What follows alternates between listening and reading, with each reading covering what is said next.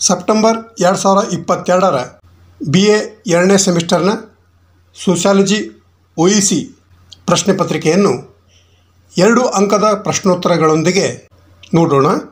Second semester BA sociology OEC paper title society health and social care, ಸಮಾಜ, ಆರೋಗ್ಯ ಮತ್ತು ಸಾಮಾಜಿಕ ಕಾಳಜಿ ಅಂತ ಟೈಟಲನ್ನು ಹೊಂದಿದ್ದು, ಮೊದಲಿಗೆ ಪಾರ್ಟ್ ಎದಲ್ಲಿ 6 ಪ್ರಶ್ನೆಗಳನ್ನು ಕೊಡಲಾಗಿರುತ್ತದೆ. ಇದರಲ್ಲಿ 5 ಪ್ರಶ್ನೆಗಳಿಗೆ ಮಾತ್ರ ಉತ್ತರಿಸಬೇಕು. ಪ್ರತಿಯೊಂದು ಪ್ರಶ್ನೆಗೆ 2 ಅಂಕಗಳಂತೆ 5 ಪ್ರಶ್ನೆಗಳಿಗೆ 10 ಅಂಕಗಳು. ಮೊದಲ ಪ್ರಶ್ನೆ ಆರೋಗ್ಯವನ್ನು ವ್ಯಾಖ್ಯಾನಿಸಿ ಅಂತ ಇದೆ. ಇಲ್ಲಿ ಆರೋಗ್ಯದ ವ್ಯಾಖ್ಯೆಯನ್ನು ನಾವು ನೋಡಿದಾಗ ವೆಬ್ಸ್ಟರ್ ಶಬ್ದಕೋಶದ ಪ್ರಕಾರ ಸದೃಢ ದೇಹ, ಮನಸ್ಸು ಮತ್ತು ಚೇತನ ಹೊಂದಿರುವ ಒಂದು ಸ್ಥಿತಿಯೇ ಆರೋಗ್ಯವಾಗಿದೆ. ಇದು ದೈಹಿಕ ರೋಗಗಳು ಮತ್ತು ನೋವಿನಿಂದ ಮುಕ್ತವಾಗಿರುವಂಥ ಒಂದು ಸ್ಥಿತಿ ಆರೋಗ್ಯ ಎಂದು ಈ ಒಂದು ವೆಬ್ಸ್ಟರ್ ಅರ್ಥಕೋಶದಲ್ಲಿ ವ್ಯಾಖ್ಯಾನಿಸಲಾಗಿದೆ. ಇನ್ನೊಂದು ವ್ಯಾಖ್ಯೆಯನ್ನು ನೋಡಿದಾಗ ವಿಶ್ವ ಆರೋಗ್ಯ ಸಂಘಟನೆ ಇದರ ಪ್ರಕಾರ ಆರೋಗ್ಯವೆಂದರೆ ಸಂಪೂರ್ಣ ದೈಹಿಕ, ಮಾನಸಿಕ ಮತ್ತು ಸಾಮಾಜಿಕ ಸ್ವಾಸ್ಥ್ಯದ ಒಂದು ಸ್ಥಿತಿಯೇ ಆರೋಗ್ಯ ಎಂದು ವ್ಯಾಖ್ಯಾನಿಸಲಾಗಿದೆ. ಪ್ರಶ್ನೆ 2 ಸಾಮಾಜಿಕ ಕಾಳಜಿ ಎಂದರೇನು ಅಂತ ಇದೆ. ಇಲ್ಲಿ ಸಾಮಾಜಿಕ ಕಾಳಜಿ ಎಂದರೆ ನೋಂದಾಯಿತ ಕಲ್ಯಾಣ ಸಂಸ್ಥೆಗಳು, ದತ್ತಿ ಸಂಸ್ಥೆಗಳು, ಲಾಭಾಪೇಕ್ಷೆ ಇಲ್ಲದ ಸಂಘಟನೆಗಳು ನೀಡುವಂಥ ಸಾಮಾಜಿಕ ಕಾಳಜಿ ಸೇವೆಗಳಾಗಿವೆ. ಅಪಾಯದಲ್ಲಿರುವಂಥ ಮಕ್ಕಳು ಮತ್ತು ಪ್ರೌಢರಿಗೆ ತೋರಿಸುವ ಕಾಳಜಿಯು ಸಾಮಾಜಿಕ ಕಾಳಜಿಯಾಗಿದೆ ಎಂದು ನಾವು ಹೇಳಬಹುದು. ಪ್ರಶ್ನೆ 3 ಮಾನವ ಮತ್ತು ಸಾಮಾಜಿಕ ಬೆಳವಣಿಗೆಯಲ್ಲಿನ ಹಂತಗಳನ್ನು ಹೆಸರಿಸಿ ಅಂತ ಇದೆ. ಮಾನವ ಅಭಿವೃದ್ಧಿ ಹಂತವು ಒಂದು ಪ್ರಕ್ರಿಯೆಯಾಗಿದೆ.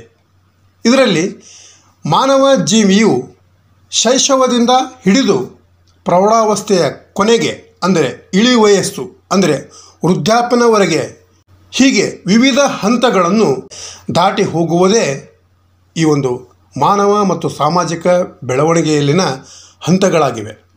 ಆ ಒಂದು ಹಂತಗಳು ಯಾವುವು ಅಂತ ನಾವು ನೋಡಿದಾಗ ಶೈಶಾವಸ್ಥೆ, ಬಾಲ್ಯಾವಸ್ಥೆ ಮತ್ತು ಹರೆಯ ಅಥವಾ ಯೌವನವಾಗಿದೆ. ಪ್ರಶ್ನೆ 4 ಡೆಮೆನ್ಷಿಯಾ ಎಂದರೇನು? ಡೆಮೆನ್ಷಿಯಾ ಎಂಬ ಪದವನ್ನು ಸಾಮಾನ್ಯವಾಗಿ ದೈನಂದಿನ ಜೀವನಕ್ಕೆ ಅಡ್ಡಿಯಾಗುವಂಥ ಮರೆವು ಅಥವಾ ಮರೆಗುಳಿತನ ಅಲ್ಲದೆ ಭಾಷಾ ಸಮಸ್ಯೆ, ಸಮಸ್ಯಾ ಪರಿಹಾರ ಸಾಮರ್ಥ್ಯ ಮತ್ತು ಇತರ ಮಾನಸಿಕ ಸ್ಥಿತಿಗಳನ್ನು ಸೂಚಿಸಲು ಈ ಒಂದು ಶಬ್ದವನ್ನು ಬಳಸುತ್ತಾರೆ. ಅಂದರೆ ನೆನಪಿಡುವ, ಯೋಚಿಸುವ ಅಥವಾ ನಿರ್ಧಾರಗಳನ್ನು ತೆಗೆದುಕೊಳ್ಳುವ ದುರ್ಬಲ ಸಾಮರ್ಥ್ಯದ ಸಾಮಾನ್ಯ ಪದ ಈ ಒಂದು ಡೆಮೆನ್ಷಿಯಾ ಆಗಿದೆ. ಕ್ಲೆವ್ಲ್ಯಾಂಡ್ ಕ್ಲಿನಿಕ್ ಪ್ರಕಾರ ವ್ಯಕ್ತಿಯ ವಿಚಾರ, ನೆನಪು, ತಾರ್ಕಿಕತೆ, ವ್ಯಕ್ತಿತ್ವ, ಮನಸ್ಥಿತಿ ಮತ್ತು ವರ್ತನೆಗಳ ಮೇಲೆ ಪ್ರಭಾವ ಬೀರುವ ರೋಗಗಳ ಸಮೂಹವನ್ನು ಮರೆಗುಳಿತನ ಎಂದು ಪ್ರತಿನಿಧಿಸುತ್ತದೆ. ಪ್ರಶ್ನೆ 5 ಸಾಮಾಜಿಕ ಕಾಳಜಿಯನ್ನು ತೋರಿಸುವಲ್ಲಿ ನಿರತವಾದ ನಿಯೋಗಗಳನ್ನು ಹೆಸರಿಸಿ ಅಂತ ಪ್ರಶ್ನೆ ಇದೆ. ಆ ಒಂದು ಸಾಮಾಜಿಕ ಕಾಳಜಿಯನ್ನು ತೋರಿಸುವಲ್ಲಿ ನಿರತವಾದಂಥ ನಿಯೋಗಗಳೆಂದರೆ ಆಸ್ಪತ್ರೆಗಳು, ಶಿಶು ವಿಹಾರಗಳು, ವೃದ್ಧಾಶ್ರಮಗಳು, ರಾಜ್ಯ ಮಹಿಳಾ ನಿಲಯಗಳು, ಸ್ವಯಂ ಸೇವಾ ಸಂಸ್ಥೆಗಳು ಮತ್ತು ಸಹಾಯವಾಣಿಗಳಾಗಿವೆ. ಕೊನೆಯ ಪ್ರಶ್ನೆ 6 ಕೋವಿಡ್-19 ರೋಗದ 2 ಲಕ್ಷಣಗಳನ್ನು ಹೆಸರಿಸಿ ಅಂತ ಇದೆ. ಈ ಒಂದು ಕೋವಿಡ್-19 ರೋಗದ ಲಕ್ಷಣಗಳೆಂದರೆ ಜ್ವರ, ಕೆಮ್ಮು, ಉಸಿರಾಟದ ತೊಂದರೆ, ಉಸಿರು ತೆಗೆದುಕೊಳ್ಳಲಾಗದಿರುವುದು ಇನ್ನೂ ಮೊದಲಾದವು ಈ ಒಂದು ಕೋವಿಡ್-19 ರೋಗದ ಲಕ್ಷಣಗಳಾಗಿವೆ. ಕೆಲವು ಗಂಭೀರ ಪ್ರಕರಣಗಳಲ್ಲಿ ರೋಗಿಗಳ ರೋಗ ನಿರೋಧಕ ಶಕ್ತಿ ಕಡಿಮೆ ಇದ್ದಾಗ ನಿಮೋನಿಯಾ ಮತ್ತು ತೀವ್ರ ಉಸಿರಾಟದ ತೊಂದರೆ ಕಾಣಿಸಿಕೊಳ್ಳುತ್ತವೆ. ಈ ತೆರನಾಗಿ 2 ಅಂಕದ ಪ್ರಶ್ನೆಗಳಿದ್ದರೆ ಇನ್ನು 5 ಅಂಕದ ಪ್ರಶ್ನೆಗಳನ್ನು ನೋಡೋಣ. ಪಾರ್ಟ್ ಬಿದಲ್ಲಿ 5 ಪ್ರಶ್ನೆಗಳನ್ನು ಕೊಡಲಾಗಿರುತ್ತದೆ. ಈ 5 ಪ್ರಶ್ನೆಗಳಲ್ಲಿ ನಾವು 4 ಪ್ರಶ್ನೆಗಳಿಗೆ ಮಾತ್ರ ಉತ್ತರಿಸಬೇಕು. ಪ್ರತಿಯೊಂದು ಪ್ರಶ್ನೆಗಳಿಗೆ 5 ಅಂಕಗಳಂತೆ 4 ಪ್ರಶ್ನೆಗಳಿಗೆ 20 ಅಂಕಗಳಾಗಿವೆ. ಮೊದಲ ಪ್ರಶ್ನೆ 7, ಆರೋಗ್ಯದ 5 ಆಯಾಮಗಳನ್ನು ವಿಶ್ಲೇಷಿಸಿ ಅಂತ ಇದೆ. ಪ್ರಶ್ನೆ 8, ಸಾಮಾಜಿಕ ಕಾಳಜಿಯ ಮಹತ್ವ ವಿವರಿಸಿ. 9, ಮಕ್ಕಳಿಗೆ ಸಾಮಾಜಿಕ ಕಾಳಜಿ ತೋರಿಸುವುದರ ಮಹತ್ವ ಚರ್ಚಿಸಿ. 10, ಸಾಮಾಜಿಕ ಕಾಳಜಿಯನ್ನು ತೋರಿಸುವಲ್ಲಿ ಕುಟುಂಬ ಮತ್ತು ಧರ್ಮದ ಪಾತ್ರವನ್ನು ವಿವರಿಸಿ.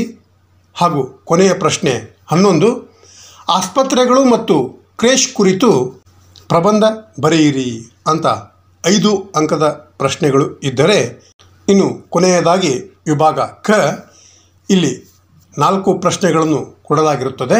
ಅವುಗಳಲ್ಲಿ ಬೇಕಾದ 3 ಪ್ರಶ್ನೆಗಳಿಗೆ ಮಾತ್ರ ಉತ್ತರಿಸಬೇಕು. ಪ್ರತಿಯೊಂದು ಪ್ರಶ್ನೆಗೆ 10 ಅಂಕಗಳಂತೆ 3 ಪ್ರಶ್ನೆಗಳಿಗೆ 30 ಅಂಕಗಳು. ಇದರಲ್ಲಿ ಮೊದಲ ಪ್ರಶ್ನೆ 12, ಆರೋಗ್ಯ ಮತ್ತು ಸಾಮಾಜಿಕ ಕಾಳಜಿಯ ಯಾವುದಾದರೂ 4 ನಿರ್ಧಾರಕಾಂಶಗಳನ್ನು ಚರ್ಚಿಸಿ ಅಂತ ಇದೆ. ಪ್ರಶ್ನೆ 13, ಮಾನವ ಮತ್ತು ಸಾಮಾಜಿಕ ಅಭಿವೃದ್ಧಿಯಲ್ಲಿನ ಹಂತಗಳನ್ನು ವಿಶ್ಲೇಷಿಸಿ ಅಂತ ಇದ್ದರೆ, ಪ್ರಶ್ನೆ 14, ವೃದ್ಧಾಶ್ರಮಗಳ ಪಾತ್ರವನ್ನು ವಿವರಿಸಿ ಅಂತ ಇದ್ದರೆ, ಕೊನೆಯ ಪ್ರಶ್ನೆ 15, ಕೋವಿಡ್-19 ಕಾರಣ ಮತ್ತು ಪರಿಣಾಮಗಳನ್ನು ವಿವರಿಸಿರಿ ಅಂತ ಈ ಥರನಾಗಿ 10 ಅಂಕದ ಪ್ರಶ್ನೆಗಳಿದ್ದು, ಮುಂದಿನ ಕ್ಲಾಸಿನೊಂದಿಗೆ ಮತ್ತೆ ಭೇಟಿಯಾಗೋಣ. Thank you.